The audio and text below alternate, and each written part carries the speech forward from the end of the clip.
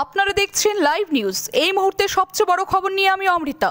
এবার ট্র্যাপ জালিয়াতির ঘটনায় ইসলামপুর সাইবার ক্রাইম থানার পুলিশের বড়সড় সাফল্য। সাইবার ক্রাইম পুলিশের জালে গ্রেপ্তার এক সিএসপির মালিক। অভিযুক্তের নাম সাজাউল আক্তার, বাড়ি ইসলামপুর থানার গাইসল 1 নম্বর গ্রাম পঞ্চায়েতের জাগির বস্তি এলাকায়। সাইবার ক্রাইম পুলিশ সূত্রে জানা গিয়েছে, গোয়ালপুকুর 1 নম্বর ব্লকের কিচকতলা হাই স্কুলে 13 জন পড়ুয়ার ট্যাবের টাকা গায়েব হয়ে যায়। এরপর স্কুলের প্রধান শিক্ষক ইসলামপুর সাইবার ক্রাইম থানায় অভিযোগ দায়ের করে। এই ঘটনার তদন্তে ইসলামপুর পুলিশ জেলার পুলিশ সিট গঠন করে। ঘটনার তদন্তে নেমে সাজাউল আক্তার নামে যুবককে গ্রেপ্তার করে পুলিশ। পুলিশ সূত্রে জানা গিয়েছে, ওই যুবক একটি ব্যাংকের সিএসপির মালিক রয়েছে।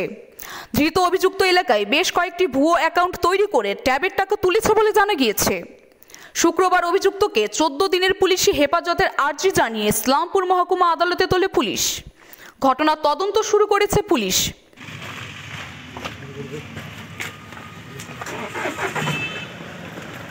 পুলিশ তোমাকে কেন অ্যারেস্ট করেছে? পুলিশ কেন অ্যারেস্ট করেছে তোমাকে? কিভাবে ট্যাবের টাকা তোমার মানে ফলস অ্যাকাউন্টে ঢুকাইছো? কিভাবে বলো?